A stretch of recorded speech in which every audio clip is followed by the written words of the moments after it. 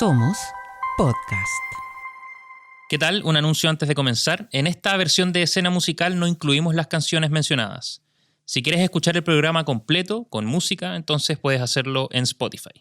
Ahora sí, vamos al capítulo del día de hoy.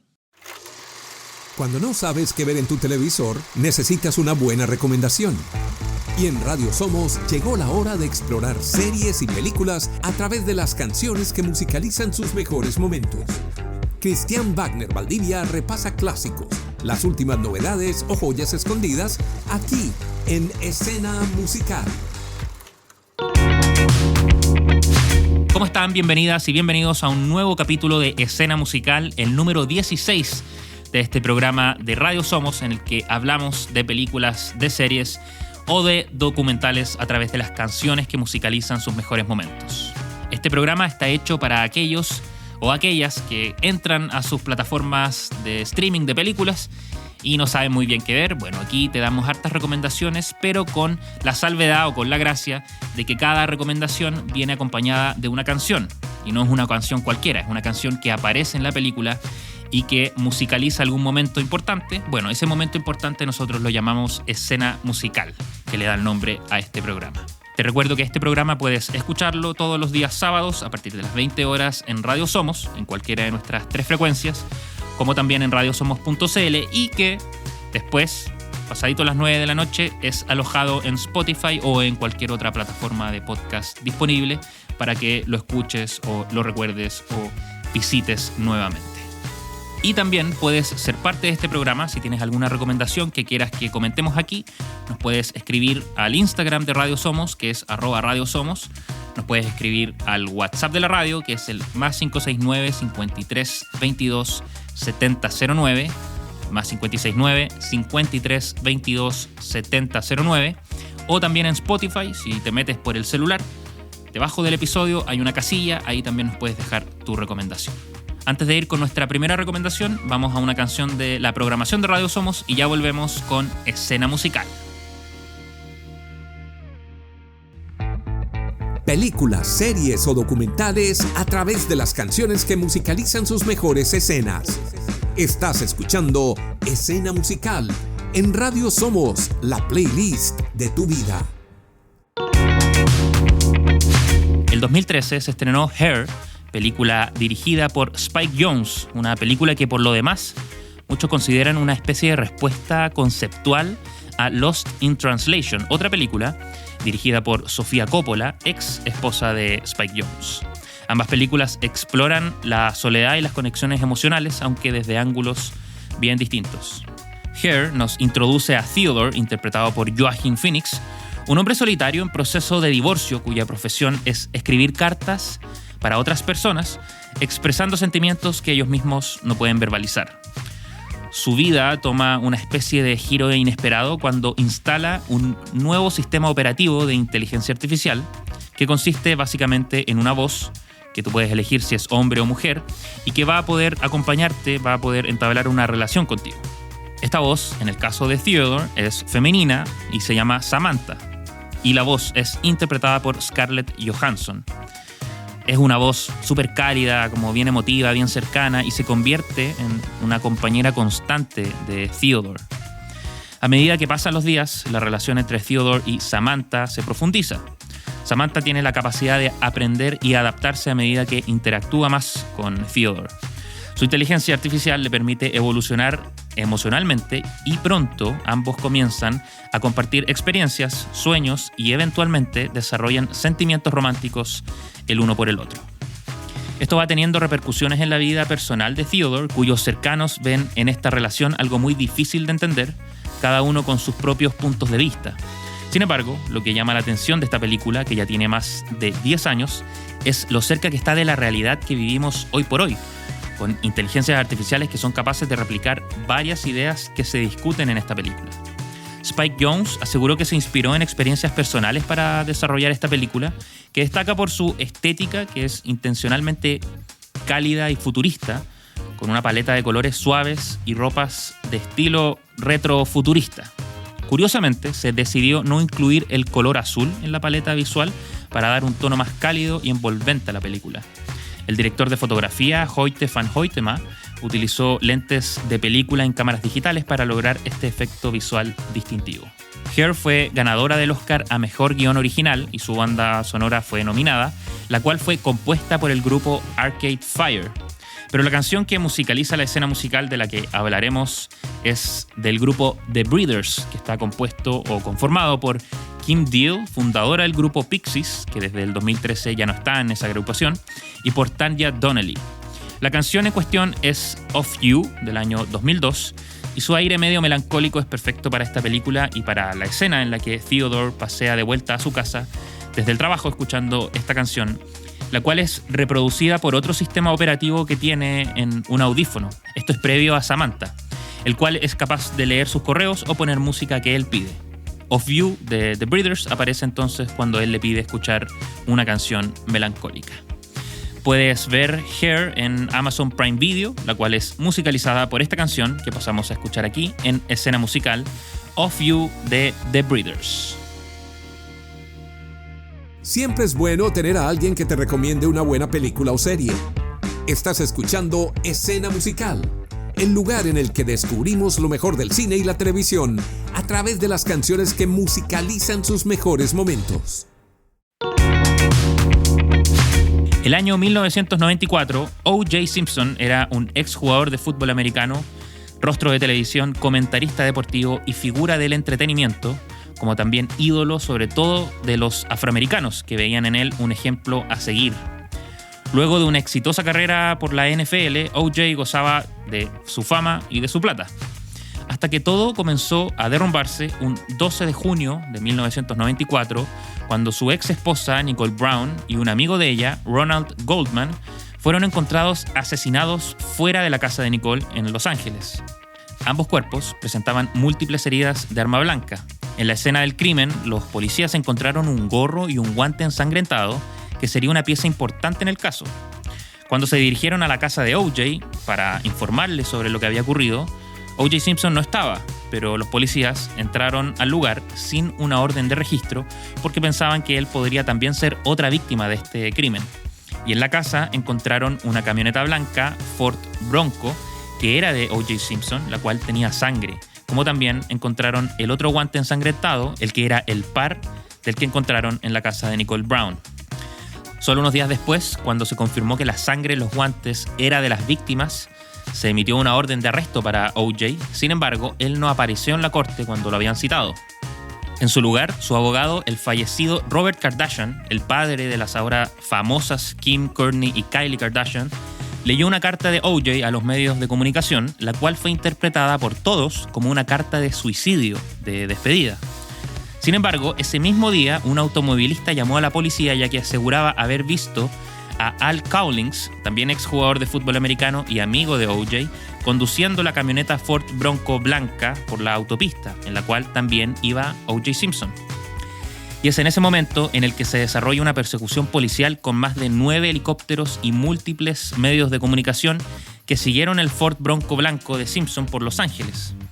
Durante la persecución, la policía y amigos cercanos, incluyendo su ex entrenador John McKay y el detective Tom Lange, intentaron persuadirlo para que se entregara, preocupados por su estado emocional y las implicaciones de sus acciones. Mientras tanto, las grandes cadenas televisivas interrumpieron sus programaciones habituales, atrayendo a unos 95 millones de espectadores que vieron en vivo esta persecución, que culminó en la casa de Simpson en Brentwood, donde, después de un breve periodo dentro del Bronco, habló con su madre y finalmente se entregó a la policía. La cobertura masiva de este evento marcó un antes y un después en la televisión en vivo y la cultura de la telerrealidad. Y bueno, luego de eso vendría el juicio, que es otra historia aparte en la que había un caso muy sólido con muchas pruebas incriminatorias como el ADN, los guantes, la sangre en la camioneta, la persecución, su historial de violencia con su ex esposa, pero por otro lado también hubo en el caso dudas sobre manipulación de evidencia, errores en el manejo de pruebas y un factor mediático y sobre todo racial, ya que el juicio tuvo lugar en un contexto social y mediático muy cargado poco después de los disturbios de Los Ángeles en 1992, lo que influyó en cómo se percibía el caso y cómo se presentaban los argumentos por ambas partes. La raza de Simpson y las implicaciones de un trato desigual por parte de la policía y el sistema judicial jugaron un papel significativo en la percepción pública y posiblemente en el jurado. El resultado de esto fue otro evento en sí, un veredicto que lo declaró no culpable y que generó división y celebración. Pero desde ahí, O.J. no dejaría de tener comportamientos erráticos e incluso pasaría tiempo en la cárcel por distintos motivos. Esta historia se las recuerdo, o se las cuento en caso de que no la hayan sabido, a propósito de su reciente fallecimiento. O.J. Simpson murió el 10 de abril de este año, hace pocos días, y porque el año 2016 se realizó una serie llamada The People vs. O.J. Simpson American Crime Story, la cual revive con meticulosa atención estos eventos, ofreciendo un vistazo íntimo y a veces perturbador a los entresijos de este juicio. La serie, que forma parte de la antología American Crime Story de FX, fue desarrollada por Scott Alexander y Larry Karaszewski y dirigida por Ryan Murphy. A través de una narración que equilibra dramáticamente los detalles legales con el desarrollo de personajes complejos, la serie no solo recapitula el caso, sino que también explora las profundidades psicológicas y sociales que lo rodean.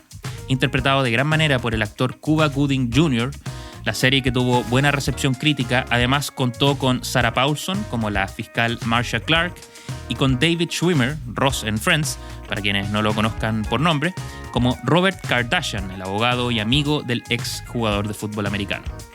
La serie es un tremendo trabajo tanto de dirección y actuación, como también en la reconstrucción de un caso que marcó un antes y un después y que cuenta con una escena musical en la que Robert Kardashian, el abogado y amigo de O.J., entra con sus hijas a un restaurante para el Día del Padre. Robert es reconocido inmediatamente y la gente lo mira, ya que ahora es famoso por defender a O.J. Y mientras eso ocurre, suena levemente la canción de Sting If I Ever Lose My Faith in You, algo así como Si alguna vez pierdo la fe en ti. Una canción que le valió un Grammy el año 94 a Mejor Interpretación Vocal Masculina y que estuvo nominada a Mejor Canción del Año en los mismos premios. En la escena posterior, cuando la familia Kardashian se sienta, tienen una conversación que devela un poco el contexto en cómo estaban sucediendo las cosas de manera interna. Las hijas de Robert le preguntan si él cree que O.J., que es o era de hecho el padrino de Kim Kardashian, es realmente el asesino. Le preguntan, ¿crees tú que él asesinó a la tía Nicole? Y Robert, que falleció en 2003, les dice que claro que no. Y luego remata: somos Kardashians y en esta familia ser una buena persona y un amigo leal es más importante que ser famoso. La fama dura poco y es vacía, no significa nada si no tenemos un corazón virtuoso. The People vs. O.J. Simpson, que es parte de la serie antológica American Crime Story, tiene otros casos impactantes en la historia criminal estadounidense y de los que hablaremos en otros episodios, pero mientras tanto nos quedamos con esta historia que puedes encontrar en Star Plus y que es musicalizada por Sting, a quien pasamos a escuchar con su canción If I Ever Lose My Faith in You. Escenas icónicas del cine y la televisión, musicalizadas con grandes canciones. Estás en Escena Musical de Radio Somos, la playlist de tu vida. Vamos con una historia cuyo comienzo se remonta hace más de 60 años, pero que en 1980 comenzó de manera pública al ser una historia que en un principio era interesante y que muy rápido pasó a ser realmente increíble. Era 1980 y Robert Shafran, un joven de 18 o 19 años, llega a su primer día a la universidad. Nervioso ante la novedad, entró al campus y la gente comenzó a saludarlo como si lo conocieran de toda la vida. Lo saludaban, le sonreían, le daban palmadas en la espalda. Y Robert pensó, qué amigables, pero rápidamente esa sorpresa se transformó en extrañeza, ya que la gente lo empezó a confundir con un tal Eddie. Pero él no era Eddie, era Robert. Hasta que, cuando ya estaba en su habitación en el campus, un amigo de ese tal Eddie le hace una pregunta: ¿eres adoptado? A lo que Robert responde que sí. Y luego le pregunta, ¿estás de cumpleaños el 12 de julio de 1961? Y Robert, sorprendido, le dice que sí. Entonces este amigo de Eddie le dice, Robert, tienes un hermano gemelo que estudia aquí mismo. Robert, a través de este amigo, se pone en contacto con Eddie y no tardan en ir a conocerlo. Y todos se dan cuenta inmediatamente de que ellos, Robert y Eddie, eran gemelos, ambos adoptados por dos familias distintas. La historia llegó a los medios de comunicación, que hicieron eco de la noticia y publicaron las fotografías de estos gemelos idénticos, que se encontraron por azar y que ambos habían sido adoptados por dos familias distintas desde el mismo centro de adopción. Sin embargo, a los pocos días, otro joven llamado David Kellman, al ver la historia en los diarios, quedó paralizado al ver una fotografía en la que aparecía él, pero 2 veces. Y es que David también había sido adoptado desde el mismo centro de adopción y también había nacido el 12 de julio de 1961. David era, entonces, el tercer gemelo perdido, que obviamente se puso en contacto con sus otros 2 gemelos, y los 3 terminaron juntos, dando pie a esta increíble historia que es retratada en el documental Three Identical Strangers, o en español, 3 idénticos extraños. Pero este documental no solo cuenta esto, sino también un oscuro entramado que hay detrás de la razón de sus adopciones y las consecuencias que fueron teniendo en ellos. En cuanto a la escena musical que podemos ver en el documental, ocurre cuando los 3 hermanos, ya reunidos, comienzan a ser verdaderas celebridades, yendo a entrevistas en la televisión, asistiendo a conversatorios en los que la gente les preguntaba sobre aspectos que compartían de sus personalidades o hábitos y cómo enfrentan esta novedad en sus vidas. Este momento en el documental es musicalizado por la canción Walking on Sunshine de Katrina and the Waves, un tema del año 83 que tiene un ritmo bien pegajoso y alegre y cuyo título sugiere un estado de felicidad extrema, como si alguien estuviera caminando en un rayo de sol, una metáfora de sentirse increíblemente positivo y optimista. Si quieres ver este documental, lo encuentras en Netflix como Three Identical Strangers. Y aquí en Escena Musical de Radio Somos encuentras la canción que musicaliza uno de sus momentos de Katrina and the Waves, Walking on Sunshine. Películas, series o documentales a través de las canciones que musicalizan sus mejores escenas. Estás escuchando Escena Musical en Radio Somos, la playlist de tu vida. En 2018 se estrenó Beautiful Boy, una película dirigida por Felix van Groeningen, basada en las memorias, el caso real, de David Sheff y Nick Sheff, que aborda con harta intensidad y sinceridad los estragos y desafíos de la adicción.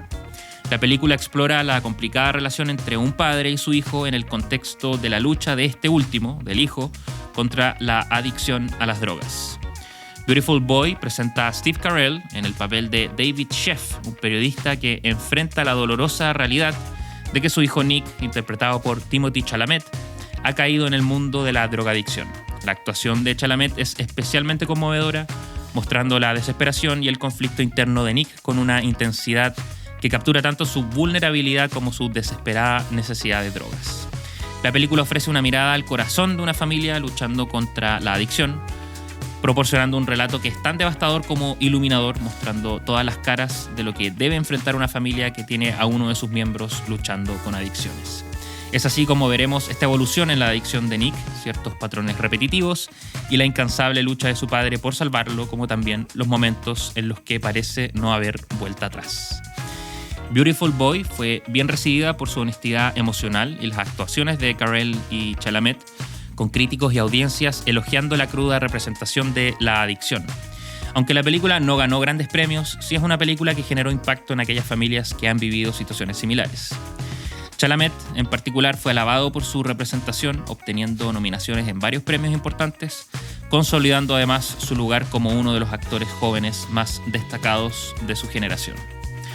Uno de los momentos más emotivos y simbólicos de la película ocurre cuando David recuerda a Nick, su hijo, de niño, cantándole la canción Beautiful Boy de John Lennon. Esta escena no solo es un flashback que muestra cierta ternura de esos tiempos más felices, sino que también sirve como un doloroso contraste con el presente. La canción de Lennon, escrita para su propio hijo Sean, refleja el triste y difícil presente que vive David a raíz de la adicción de Nick, a quien solo le desea paz y tranquilidad.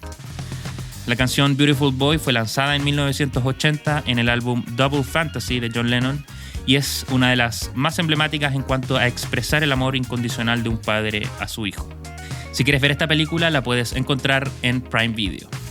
Los dejo con Beautiful Boy de John Lennon, canción que musicaliza la película del mismo nombre y que te recomendamos aquí en Escena Musical de Radio Somos, la playlist de tu vida. Siempre es bueno tener a alguien que te recomiende una buena película o serie. Estás escuchando Escena Musical el lugar en el que descubrimos lo mejor del cine y la televisión a través de las canciones que musicalizan sus mejores momentos. Silicon Valley, ubicado en el corazón de California, es conocido mundialmente por ser el epicentro de la innovación tecnológica y el hogar de gigantes de la industria como Apple, Google o Facebook. Este valle no solo es un semillero para los emprendedores tecnológicos, sino también un símbolo del espíritu emprendedor y la vanguardia en el desarrollo de nuevas tecnologías. Inspirada por este contexto de innovación y competencia, la serie de HBO Silicon Valley ofrece una mirada satírica y humorística a las vicisitudes, a las dificultades de intentar dejar una marca en este entorno que es a veces cruel y siempre muy competitivo.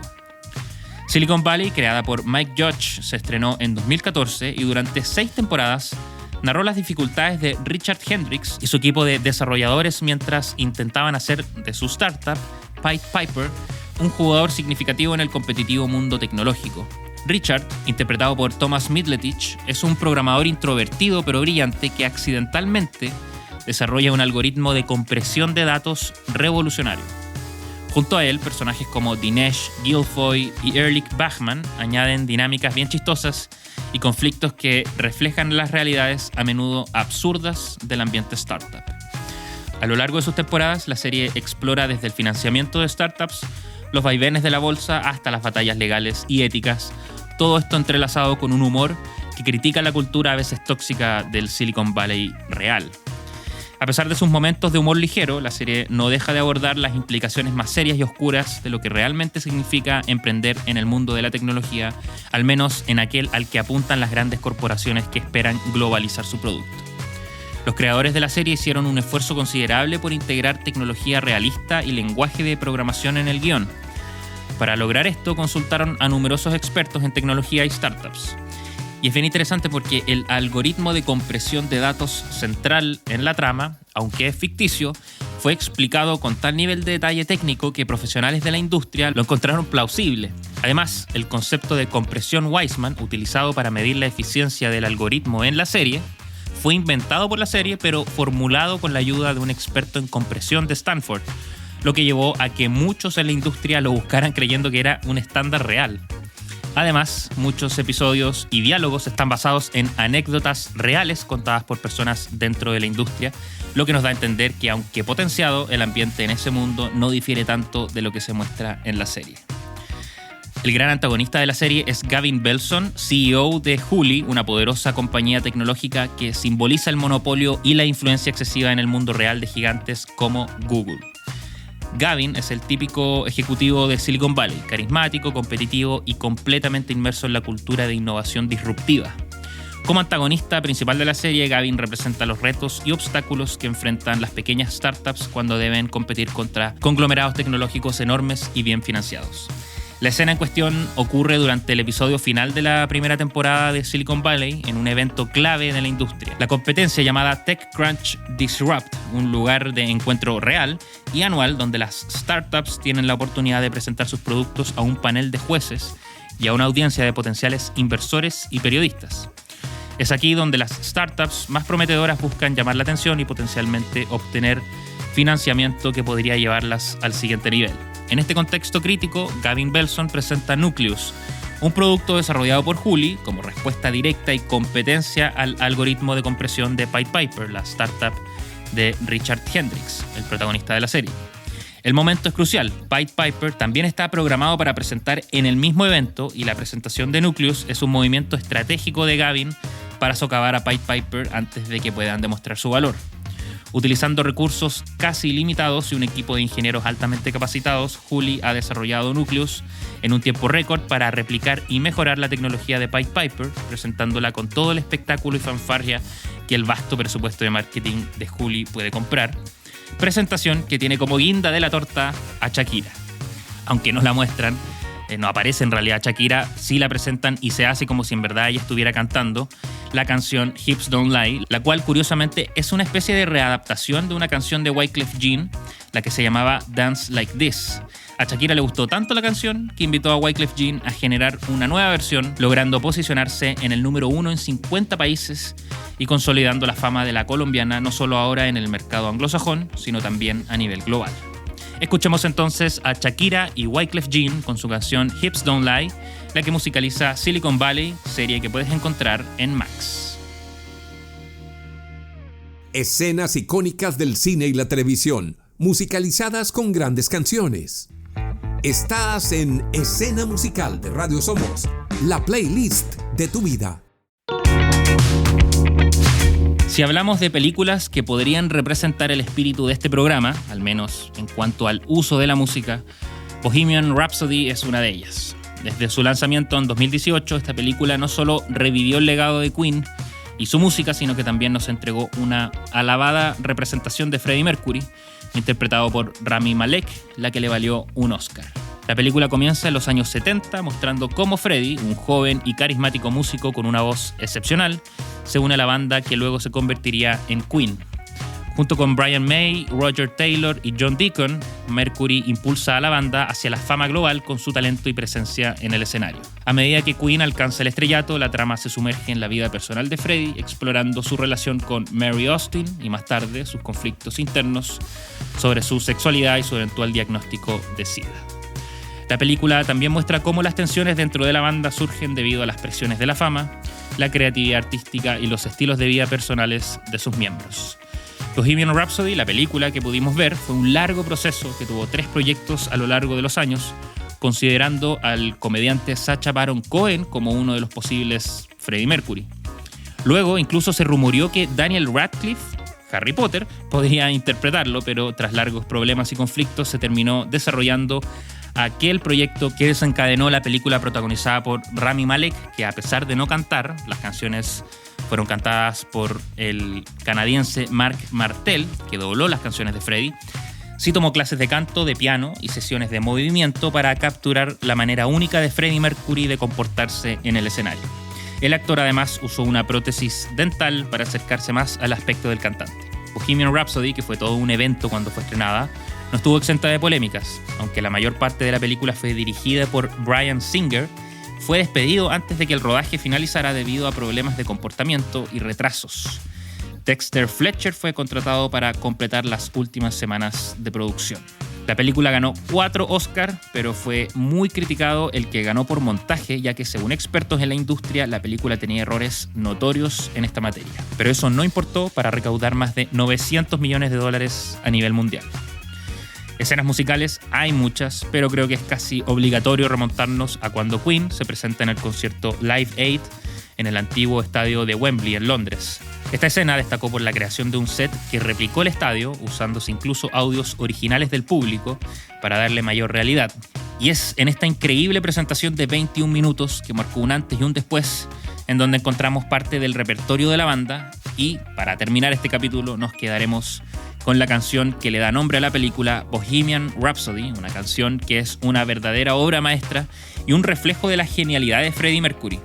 Compuesta por él en 1975, Bohemian Rhapsody es parte del álbum A Night at the Opera. Es conocida por su estructura inusual y su fusión de varios estilos musicales, incluyendo balada, ópera y hard rock, una combinación que en aquel momento era revolucionaria en el ámbito del rock. Esta canción no sigue una estructura convencional, no tiene estribillo y se compone de varias secciones: una introducción a capela, una balada, un segmento operístico, una parte de rock duro y una conclusión reflexiva.